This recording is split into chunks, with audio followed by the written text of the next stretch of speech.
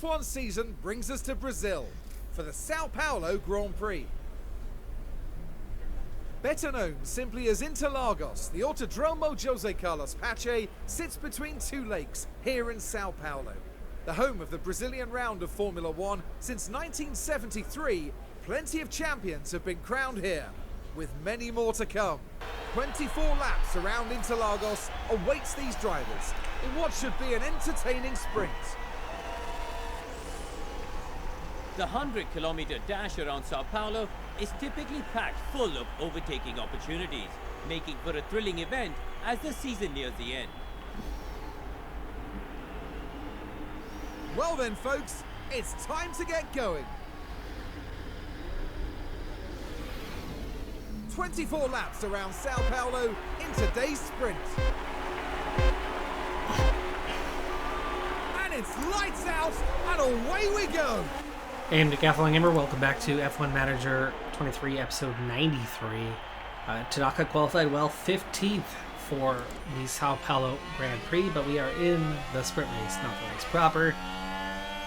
These never go well for us. I'm lacking faith in my team. I'm lacking hope at this point, especially after how our last race went, where we were comfortably in the points and looking really good, and had both drivers with huge incidents that saw them either out of the race or at the back of the grid. And Tanaka being ahead of Flourish is not giving me much optimism because, for one thing, she doesn't have a good gearbox left because she had a brand new one last time, or near brand new one, and destroyed it. So we're on an older one. And yeah, things have not gone our way. We'll see though if we can do something here as we continue on, push on, challenge Albin for P14. I am using the mediums. How much of the field has decided to do the same? All of it.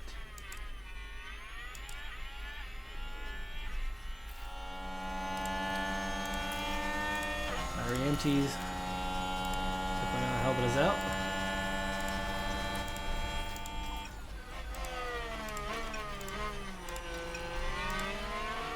Alright, well, we've held position so far. What will we do as we speed things along? 15 laps ago, Flourish eventually got around Hadjar, and Tanaka got out of DRS range on Piastri, so Maloney went right on by. Tried to re-overtake Maloney, failed to do so, backed off, and Drugovich went right on. So with 10 laps to go, we're very much at the back end. Just as fuel gets right, and there's way too much of a gap to those in front of us. And Flourish in a crash. Hooray! Now is that the Williams involved? But let's take a look at the replay. It was the Williams driver we see there. With not much room to move. Oh, that's quite an impact between them. So Sargent takes out Flourish. No penalty given. Nothing new there. Tanaka is back down in 17th. With a big gap to those in front of us. And Flourish is down to last. Final lap, and I'm making one big push to make sure that Hadjar cannot get up on me, and we have succeeded at holding him off. For now, he's all over the back of us at this moment. And deploy what we have left in the battery. Flourish nearly caught back up to the back end of the group. Is Lance Stroll.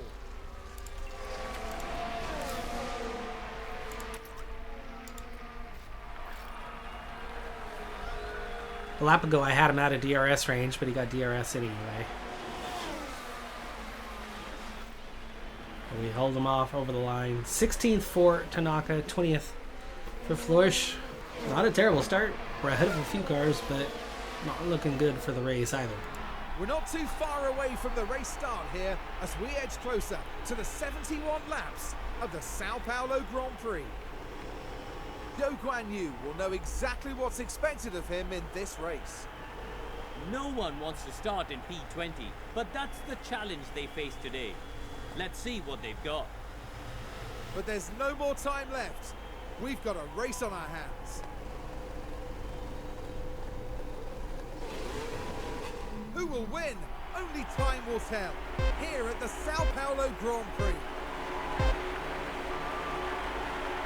And it's lights out and away And we we're go. racing Tanaka from P15, Flourish from 18th. A couple drivers with penalties, giving us a slight chance at something here. Tanaka was good off the line, but then Hagiar on the mediums has quickly come back at us. A lot of cars going for the mediums, so we are pretty unique in our strategy here today. Flourish, I'm planning on a medium soft, making it work. Soft, medium, soft for Tanaka, and we might have to reassess that if everybody else is doing what they're doing and starting on the mediums. This is going to definitely put us in position to undercut. We had the inside completely open. We had the overtake done on Hagiar, and again we do. Do we finally tuck in this time? No. No, we go a corner and a half with him not alongside us at all, and then go into the braking zone and leave a space. Just do not know how We've got a yellow flag here. to complete an overtake So here we go, heading when it's into good for turn us. one. Piastri. Oh, and Big a lock fairly up. substantial crash there. Little touch of and the that won't do their confidence.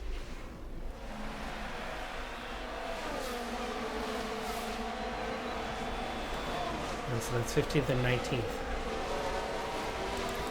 Sargent already out of DRS range. Gap starting to open. Flourish goes around Piastri, but there's a gap there too. Tanaka, we might have to try to make a couple of overtakes to get some clean air. Flourish has also got around Sargent up to P18, making good progress there and quickly pulled away from Piastri. Flourish does have some pace right now.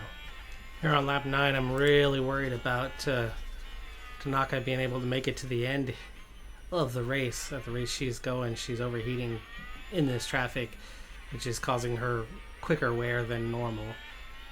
And the soft, medium, soft is a strategy that was barely going to work to begin with. So I'm already thinking about a soft, hard, soft, or a soft, medium, medium.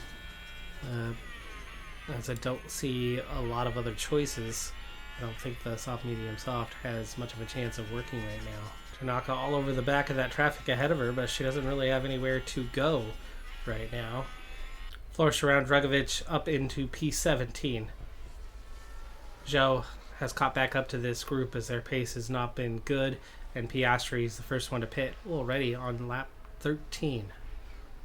I'm definitely thinking we're going to pit sooner rather than later, especially if Tanaka falls out of DRS range. For Flourish, I'd like to get into DRS range on that group ahead, which Tanaka gets overtaken by Zhou, and Flourish gets up into range. I do have 2 sets of mediums. I think that's the clear direction we're going to have to go, and we're going to pit now. We're going to go for the undercut. We're going to get on with the alternate strategy for Tanaka, who peels off into the pits. She ran just 16 laps on those softs. 2.691. Horribly slow stop, 3/10 off from our average. And she's going to come back out well ahead of Piastri, 14 seconds ahead. Into some clean air. Piastri just pit on the previous lap, so we are the second one to get out there. And we do want to go a little more aggressive. It does look like a medium should work for us. Flourish, who was moving forward real quick, all of a sudden is down in 17th. She had made multiple overtakes, not sure what happened. I guess she lost DRS with Tanaka peeling off into the pits and then got overtaken from behind. Dragovic into the pits. Tanaka up to 18th, 20 seconds behind her teammate. Her pit stop is still a ways off, actually. We have 10 laps to go before she's supposed to be stopping. Flourish is setting a good tempo and beats Sargent quite easily with DRS, but once we get out front, it's hard to maintain and hold that. Meanwhile, Tanaka is up to 18th, all over the back of Gasly, but we're still chasing the Alfa Romeos, we're still chasing the Alfa Tauris. There's a lot of cars that have yet to pit. But we are in the front of the field. Charles Leclerc and the Alpine come together.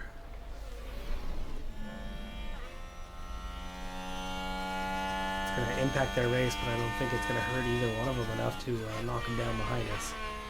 Very much a front end of the grid incident there with Tsunoda and Leclerc. Tsunoda gets a penalty for it. Florsch overtaken by Ocon, who's already pit. Pourchaire comes out of the pits just ahead of us, so we do have some cars to follow as we've got a couple laps to go until we pit. I'd like to push now to stay within a second, but they have quickly pulled away from me. We do have a little gap at least to Magnussen as we sit in P10. Tsunoda's going to serve his penalty. Norris also pitting on this lap.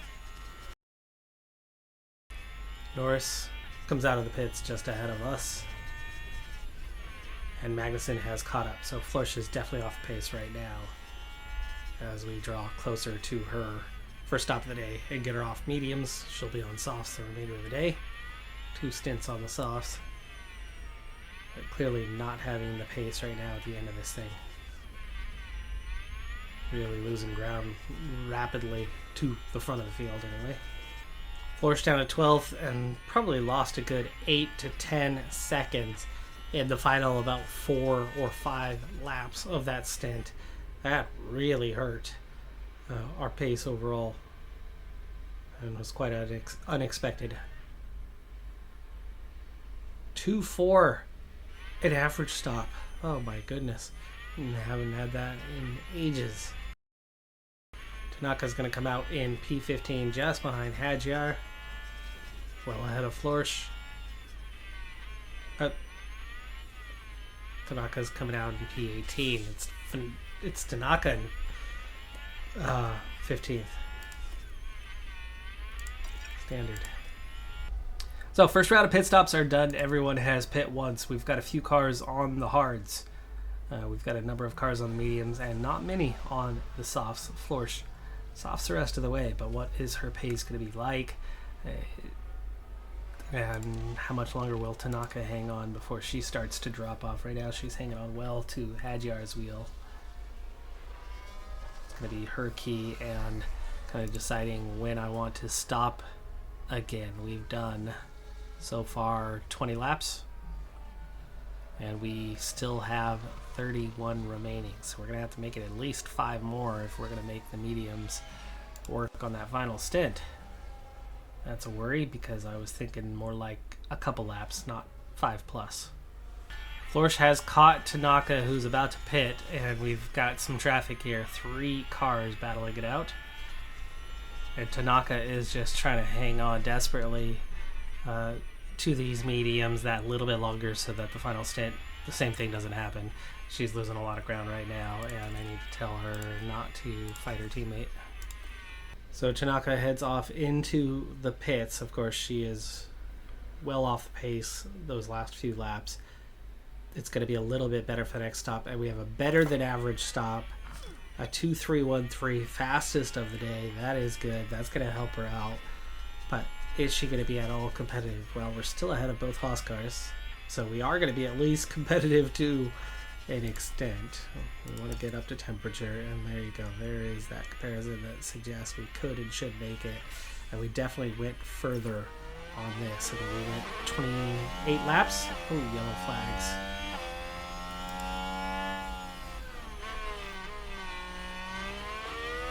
Piastri runs wide. So Florsch is currently 16th. Almost caught up to Maloney and Sargent, which we had caught up, but the Tanaka situation held us up long enough for them to get away before we got through. 2.5 seconds behind them. It's a few more seconds to Hadjar and Zhou and Albon, which is who Tanaka was kind of racing with. Tsunoda only another second and a half up the road. 10th is not impossible, and everybody should be pitting again. If Zhou and Maloney and Russell do not, they're going to be well off the pace. The only car on the softs is Florsch. And actually, a lot of those cars are done. They are done pitting, most of them. Hadjar, Sargent, they will pit soon. Florsch. 1 more lap to go. Let's push.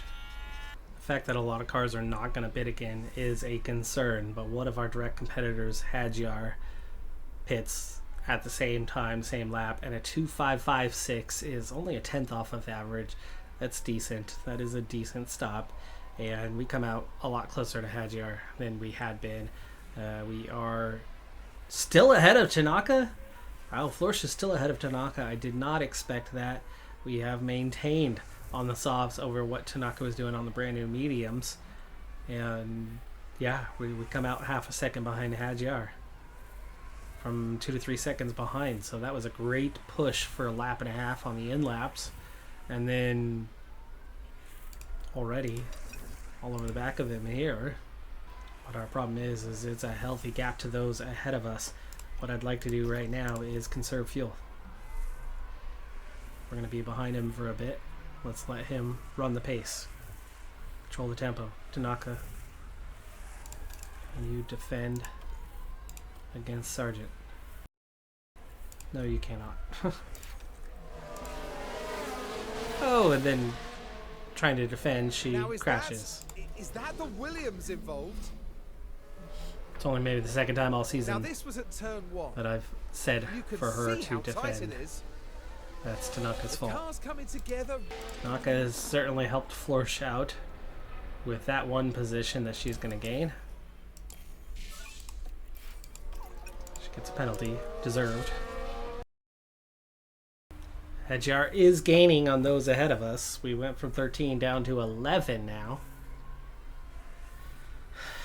But that's a pretty big gap to overcome, plus another 5 to Gasly. It is a gap to Gasly. Another 5 to Maloney and Leclerc. And now we're 1.4 behind. I was lifting and coasting for a little bit, but a bad lap from Florsch sees her out of range of Hadjar. But it's going to get her in clean air, which is something that I wanted and needed for her. They should be able to get back up there on her own. Back down to 1.1. And back within a second. And we're now just 7 seconds behind Gasly.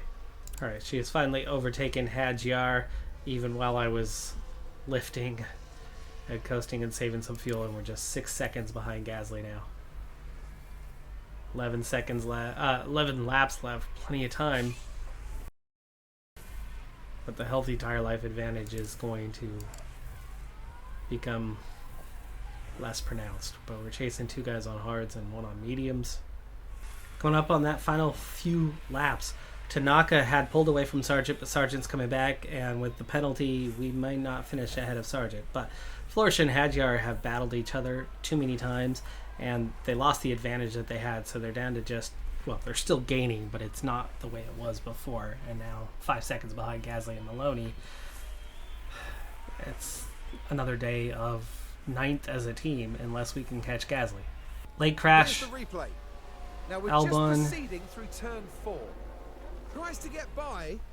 Mercedes causing And the that one. contact between the cars, inevitable. An unfortunate moment, yes, but as any driver will know, this is an unforgiving sport.